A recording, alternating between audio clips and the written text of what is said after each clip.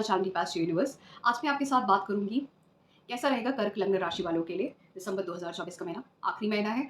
सभी लग्न राशि वालों के लिए बहुत ही अच्छा है। बहुत कुछ देखे जाएगा। नया साल काफ़ी अच्छा शुरू हो रहा है। मैंने एनालिसिस करना भी शुरू कर दिया है। जितना मैं देख रही हूँ, नए साल में काफ़ी लग्न राशि वालों के लिए कुछ बड़ी बड़ी चीज़ें होने वाली हैं उनके जीवन में, बड़े बदलाव जो काफ़ी समय से आप देख रहे थे, अब वो आपके प्रयास से आगे बढ़ेंगे। तो अब हम शुरुआत करते हैं कर्क लग्न राशि वालों के लिए। विंशोत्तरी महादशा अंतर प्रत्यंतर जिन भी ग्रहों की चल रही है, आपको उनको देखना चाहिए कि किन ग्रहों की है, क्या फल दे रहे हैं वो ग्रह। फल देखने के लिए नक्षत्र देखिए उनका। फिर उसके साथ आपको देखना है बड़े ग्रहों का ट्रांजिट क्या हो रहा है।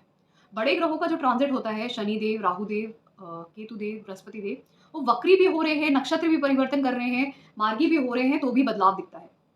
अब यहाँ पर शनिदेव और राहुदेव के बीच में नक्षत्र परिवर्तन है जो 27 दिसंबर तक दिखेगा।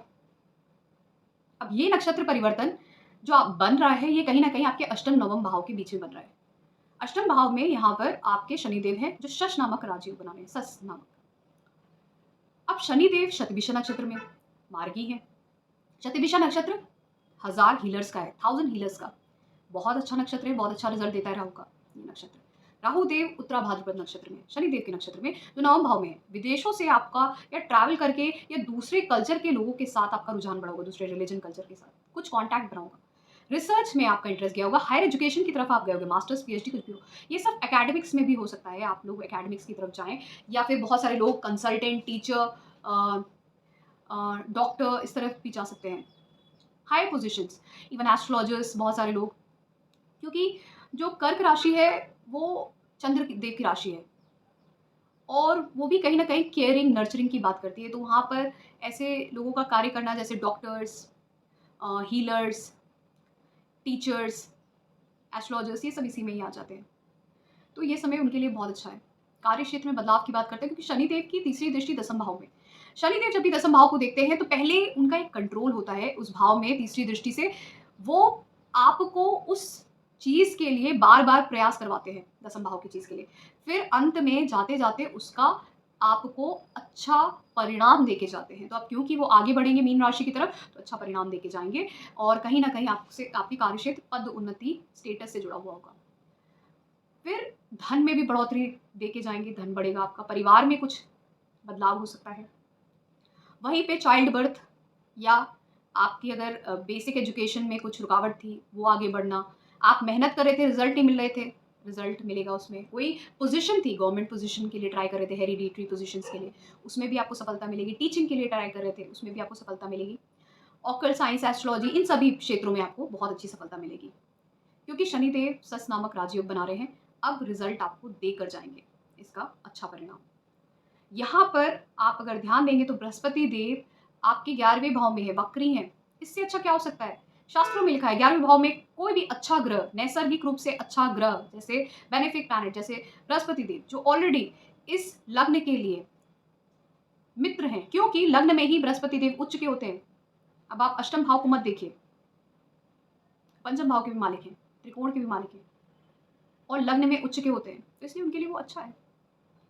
तो बृहस्पति देव यहाँ पर जब वक्री हैं 11वें भाव में, तो आपकी इच्छाओं की पूर्ति करेंगे। आप बहुत ही एम्बिशियस होंगे इस समय में, आपके बहुत सारे एम्बिशन होंगे करने के लिए और आपकी बहुत सारी इच्छाएं होंगी और वो सारी इच्छाएं आपकी पूर्ण करेंगे, चाहे वो शादी से जुड़ी हुई हों, पढ़ाई से जुड़ी हुई हों, विद्या ग्रहण करने की, कोई क्रिएटिव वर्क, चाइल्ड बर्थ, कुछ नया शुरू करना था, आपको कहीं ट्रैवल करना था, आपके छोटे भाई बहनों के लिए, बच्चों के लिए, आपके स्पाउस के लिए, इनका प्रमोशन भी हो सकता है, स्पाउस का, बच्चों का, आपके छोटे भाई बहनों का, इनका प्रमोशन भी हो सकता है इस समय में। इवन बड़े भाई बहनों का भी प्रमोशन हो सकता है, क्योंकि वो जो ट्रांजिट है वो उसको एक्टिवेट कर रहा है। शादी हो सकती है घर में किसी की, मंगल कार्य हो सकते हैं, पूजा पाठ हो सकती है। बहुत अच्छा समय है ये। कार्य क्षेत्र में आपके बदलाव की बात करेगा, रिवैल्यूएशन करने की बात करेगा। ये बृहस्पति जी जब तक की वक्री रहेंगी 11वें भाव में, दसम भाव में भी इनकी कहीं ना कहीं वक्र दृष्टि रहेगी, तो इसीलिए प्रभाव रहेगा उसका। तो वो कहीं ना कहीं आपसे कहेंगे आप अपने दसम भाव को एक बार रिवैल्यूएट करो, आपने कहाँ मिस्टेक की, क्या गलती की है, क्या कर रहे हैं उस चीज़, उस एरिया में। तो वो आप इस समय में करेंगे और काफ़ी लोग उस चीज़ में सफल भी होंगे। मंगल देव यहाँ पर कर्क राशि में नीच के रहेंगे। अब मंगल देव आपके दसम भाव के मालिक बनते हैं और साथ में पंचम भाव के मालिक बनते हैं। क्योंकि मंगल देव आपके दसम भाव, पंचम भाव के मालिक बनते हैं, तो मंगल देव आपके लिए केंद्र और त्रिकोण के मालिक हैं। तो ये काफ़ी लाभकारी हैं, आपके लिए लाभ प्रदान करने वाले हैं। यहाँ पर ये आपके लग्न में होंगे, जहाँ पे बृहस्पति देव उच्च के होते हैं और बृहस्पति देव लाभ भाव में है, और मंगल देव की एक राशि दसम भाव में आती है, तो आपको लाभ मिलेगा। आप ऐसे पदों पे जा सकते हैं जैसे इंजीनियरिंग, टेक्नोलॉजी, खुद का बिजनेस शुरू करना, एमबीए की पोजीशंस हो गई, कोई पब्लिक सर्विस की, पुलिस सर्विस की, डिफेंस सर्विस की जो सर्विसेज होती हैं, उनमें आपको गवर्नमेंट पोजीशन, हाई अथॉरिटी की पोजीशन मिल सकती है इस समय में। मंगल देव नीच हो रहे हैं, इस पे ध्यान मत दीजिए, लेकिन मंगल देव केंद्र और त्रिकोण के मालिक हैं और केंद्र में ही जा रहे हैं पहले भाव में, भले ही नीच के हो रहे हैं, बहुत अच्छा प्रभाव होगा। और क्योंकि दसम भाव के मालिक मंगल देव हैं और उससे दूसरे भाव में जो आपकी वृषभ राशि, वहाँ पे बृहस्पति देव हैं, तो इसलिए आपको प्रभाव अच्छा मिलेगा। और बृहस्पति देव नवम भाव के भी मालिक बनते हैं, इसलिए यहाँ पर आपको बहुत अच्छा रिजल्ट मिलेगा। छठे भाव और नवम भाव के मालिक बृहस्पति देव जब 11वें भाव में रहेंगे, तो आप कोई कंपटीशन क्लियर करके आप एक अच्छा पद प्राप्त कर सकते हैं, किसी एकेडमिक्स में भी जा सकते हैं, हायर एजुकेशन की तरफ भी जा सकते हैं, या फिर किसी उच्च पद पे जा सकते हैं। यहाँ पर गौर अगर आप करेंगे तो सूर्य देव वृश्चिक राशि में रहेंगे। सूर्य देव आपके दूसरे भाव के मालिक हैं और साथ में पंचम भाव में रहेंगे, जो हेरिडिटरी पोजिशन को ही बताता है। तो वहाँ पर जब वो रहेंगे, साथ में बुध देव भी रहेंगे, बुधादित्य योग बनेगा। कालपुरुष कुंडली में पंचम भाव सूर्यदेव का ही है। अब वहाँ पर इतना स्ट्रॉन्ग बुधादित्य योग जो बनेगा, और मंगल देव वहीं पर पहले भाव में रहेंगे, और वो मंगल देव की राशि में बुधादित्य योग बनेगा। और त्रिकोण की अगर दृष्टि देखें, जो देखी जाती है अगर आप नाड़ी एस्ट्रोलॉजी करते हैं, भृगु सूत्रास पढ़ते हैं, तो वहाँ पे तो ये काम करती है।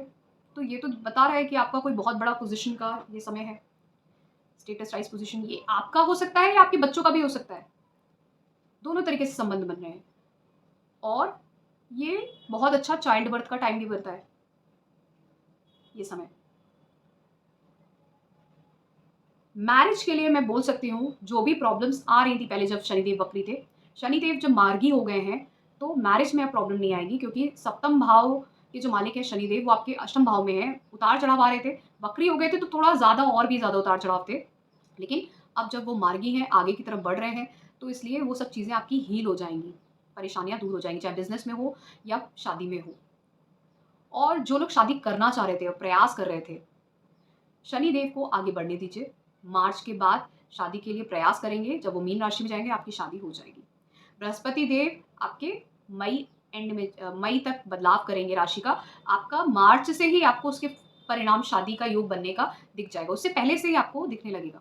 शादी का योग भी बन जाएगा और आपकी जिससे होनी है वो भी आपको मिल जाएंगे, और उसका उनसे आपका संबंध भी बन जाएगा। कोई भी ग्रह होता है, बड़ा ग्रह, वो पहले से ही प्रभाव देने लग जाते हैं। जैसे कोई भी दशा होती है, वो आपको पहले से ही प्रभाव देने लग जाती है।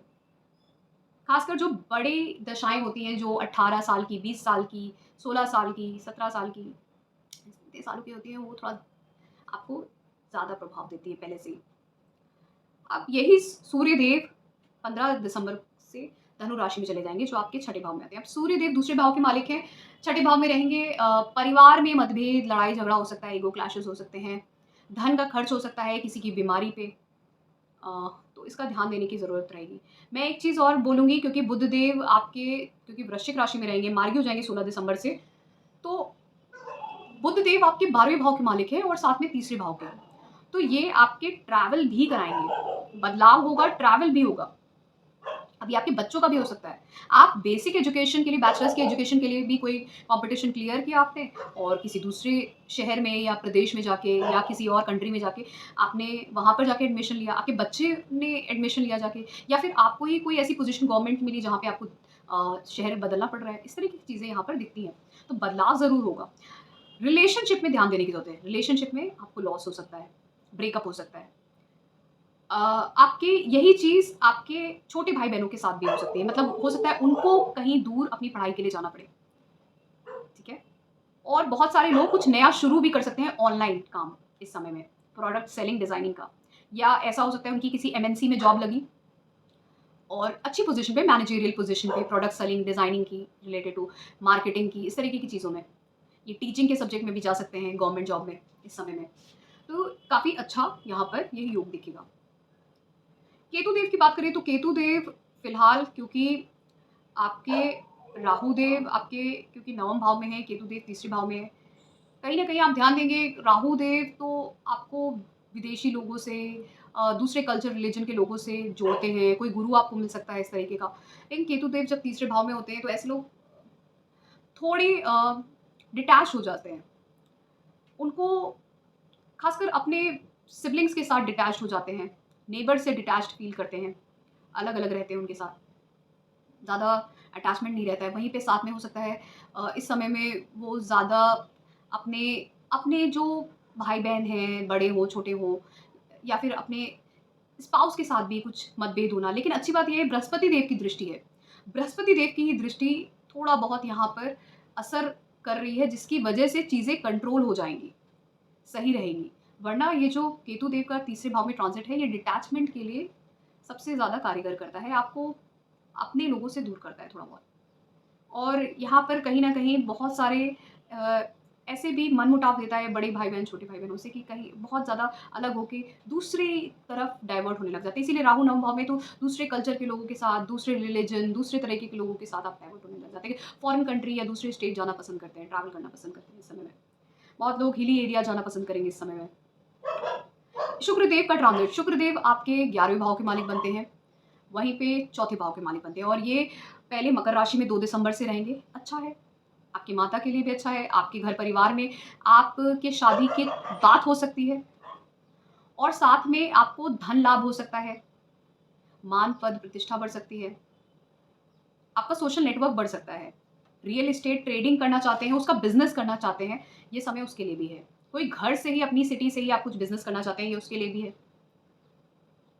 कहीं न कहीं ये अच्छा समय रहेगा। फिर जब ये शुक्रदेव आपके अष्टम भाव में जाएँगे कुंभ राशि में 28 दिसंबर से, तो वहाँ पर आपको ध्यान देने की ज़रूरत रहेगी। चाहे वो आपके फ्रेंड सर्कल, सोशल सर्कल में हो, बड़े भाई-बहनों की हेल्थ हो, माता की हेल्थ हो, घर में मनमुटाव हो, इनहेरिटेंस ज़रूर मिल सकता है आने वाले समय में।